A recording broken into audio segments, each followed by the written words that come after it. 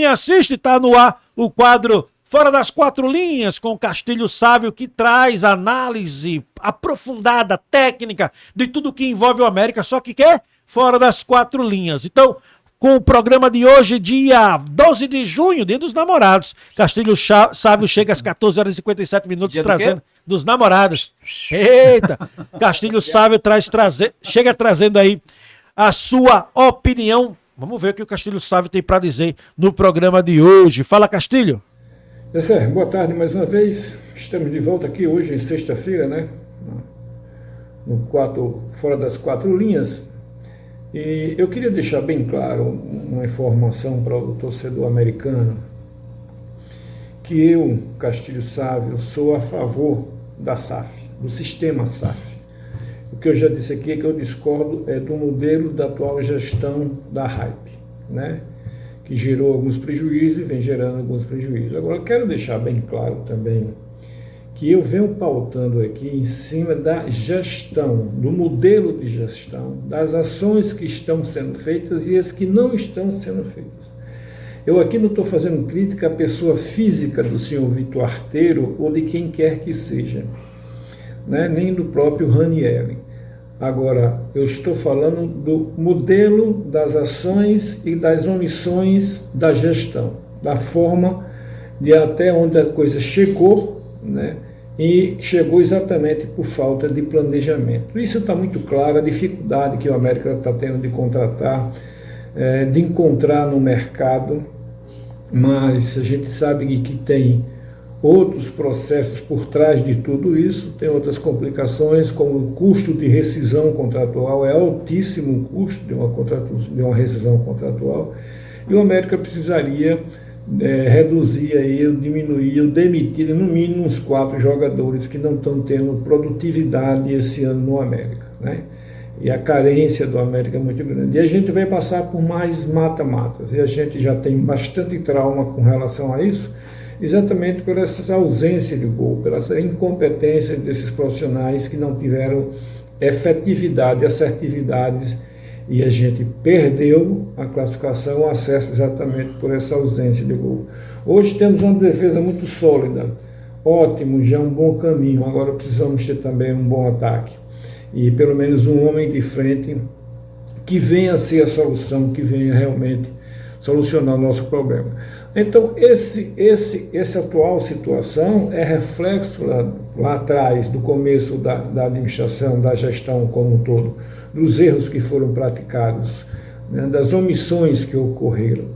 É tanto que hoje a Larissa, que é a esposa do Gabriel, está lá pelo CT, parece que até administrando o próprio Vitor Arteiro, né, chegou mais alguém para ajudar, porque a gente sente que o Vitor Arteiro já está sem força, né?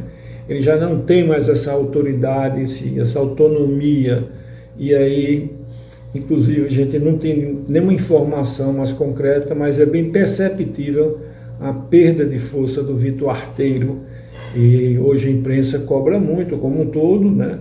Então eu quero deixar claro aqui que eu não cobro da pessoa, do ser humano, que eu não tenho amizade, eu não conheço, nunca me encontrei com ele, mas do que está acontecendo como gestão, como modelo de gestão.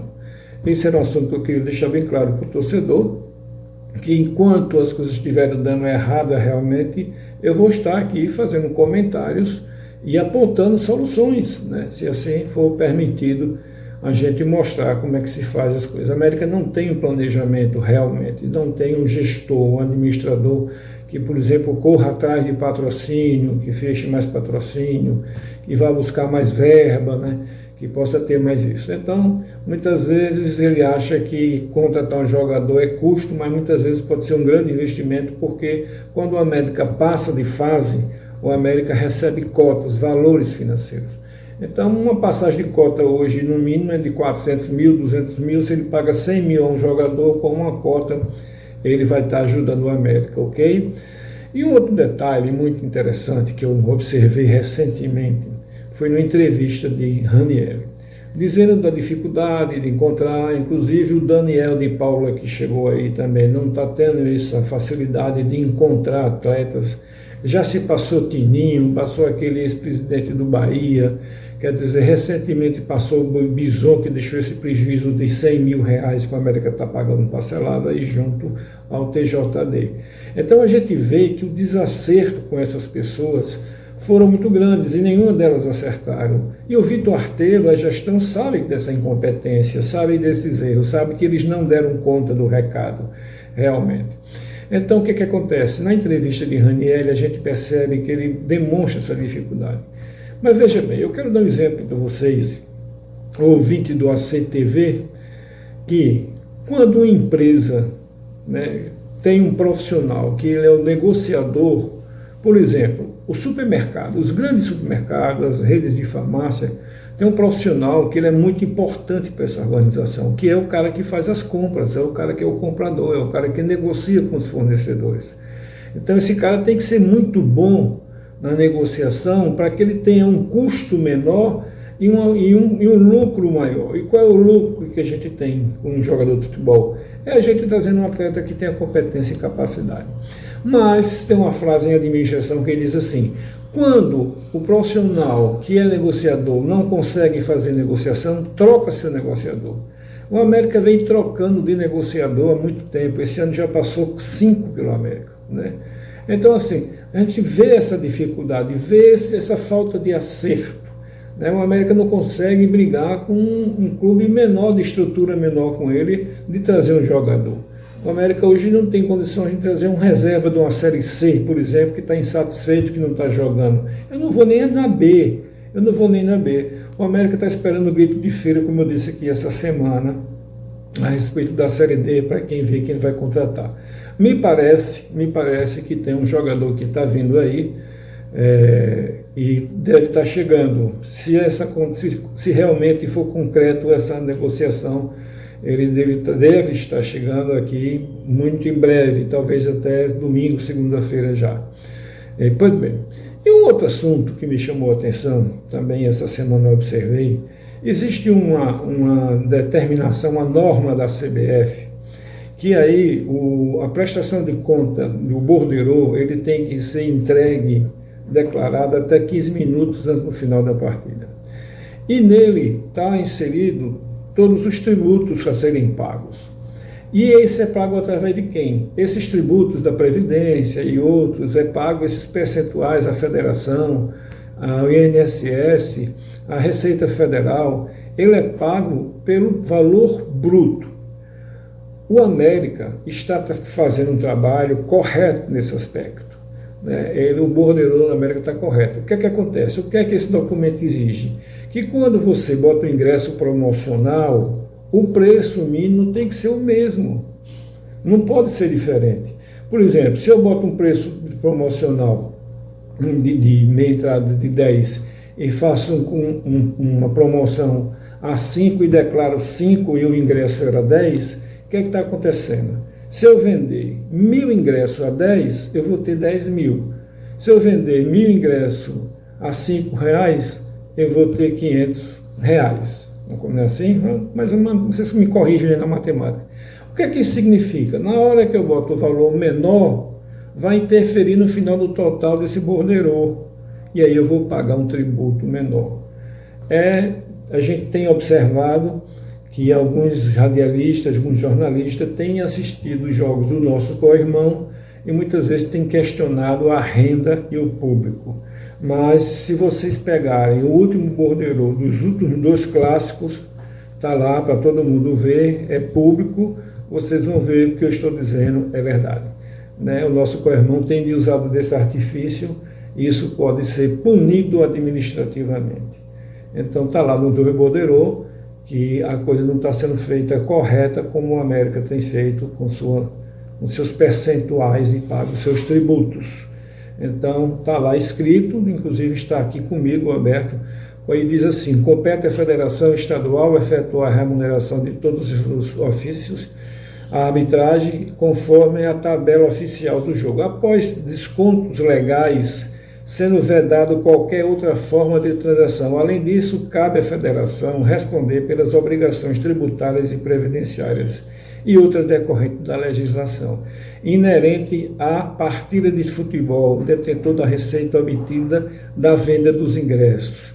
E mais embaixo ele diz: o não cumprimento desse dispositivo financeiro contido neste manual implica na suspensão administrativa do recebimento de taxas, cotas de qualquer remessa financeira da CBF.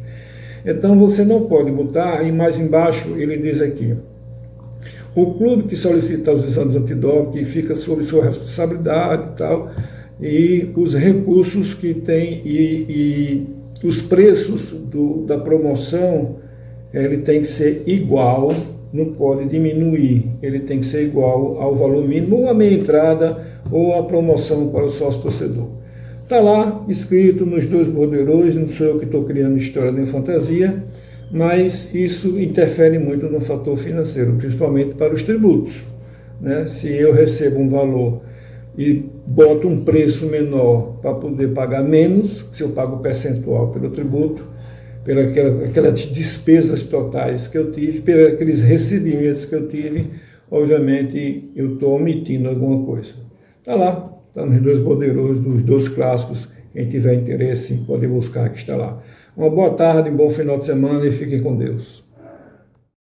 Meu amigo Sávio Castilho, ele mandou mais um vídeo para complemento do quadro, né, trazendo mais uma informação, é o que nós vamos colocar agora, pois não termina por aí. Embora ele tenha se despedido, ele trouxe um complemento aqui, então vamos ouvir o Castilho aqui, o complemento. Fala, Castilho. Boa tarde mais uma vez, estamos de volta aqui hoje, sexta-feira, né, fora das 4 linhas. E eu queria deixar bem claro uma informação para o torcedor americano, que eu, Castilho Sávio, sou a favor da SAF, do sistema SAF. O que eu já disse. Deixa eu voltar para mim aqui, porque esse que ele mandou já é o vídeo que ele tinha assistido, né? Então deixa eu dar uma olhada aqui, que aí foi eu que me atrapalhei aqui, me perdoem. Deixa eu dar uma olhada aqui. Eu acredito que ele tenha mais um aqui. É, isso mesmo, ele tem mais um aqui e eu terminei me atrapalhando aqui colocando o mesmo. Agora sim vou colocar o vídeo que ele complementa, né? E esse vídeo que ele complementa, na verdade, é a informação, né? Trazendo mais um complemento da informação. Agora sim, vou colocar o vídeo correto do Castilho Sávio. Fala, Castilho, agora sim complemente sua informação. Jessé, voltando aqui mais uma vez, só para trazer um complemento e fazer uma leitura do artigo que fala desse assunto com relação ao borderô. Veja bem, o clube ou terceiros interessados poderão adquirir ingressos a preços oficiais para distribuição aos seus torcedores, desde que haja o lançamento no ingresso no valor da meia entrada previsto do respectivo setor, para efeito de borderô e recolhimento de tributos.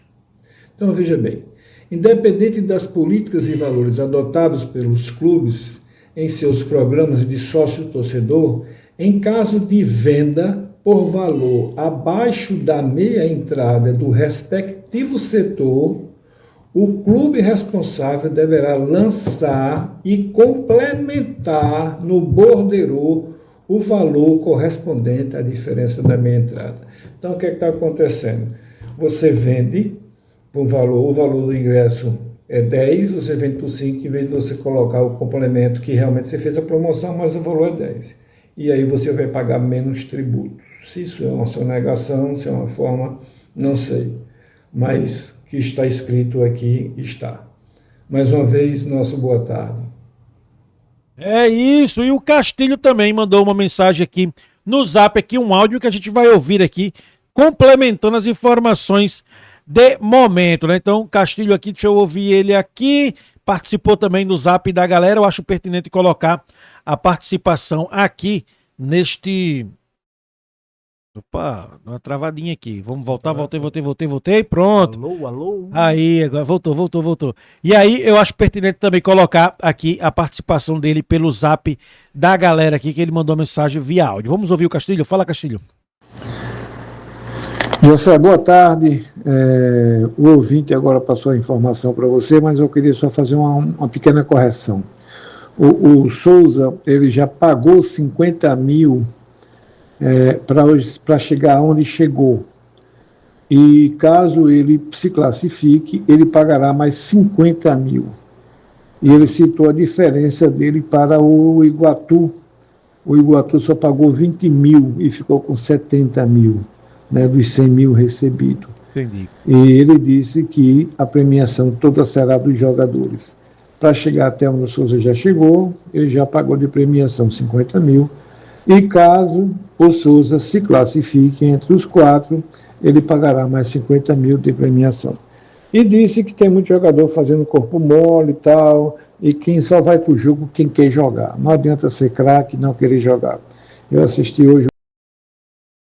É isso aí. Então, complemento da informação não era nem necessariamente para o quadro dele, era mais uma informação que teve dentro do zap da galera, que eu estimulo você a assistir. Tá por aqui o card em algum lugar. Você pode clicar e assistir o zap da galera de hoje. Esse é o quadro Fora das Quatro Linhas, que volta nessa próxima semana. A gente tá fazendo sempre na sexta-feira como dia obrigatório, vamos dizer assim. É o dia que tem, mas sempre que tiver um assunto pertinente, o Sávio Castilho, que seja fora das quatro linhas, embora impacte dentro das quatro linhas, ele vai trazer a opinião dele e a informação, a análise, na verdade, técnica de quem entende do assunto. Então, um abraço para você, Castilho. Para você que assistiu no corte, deixe sua opinião aqui embaixo nos comentários.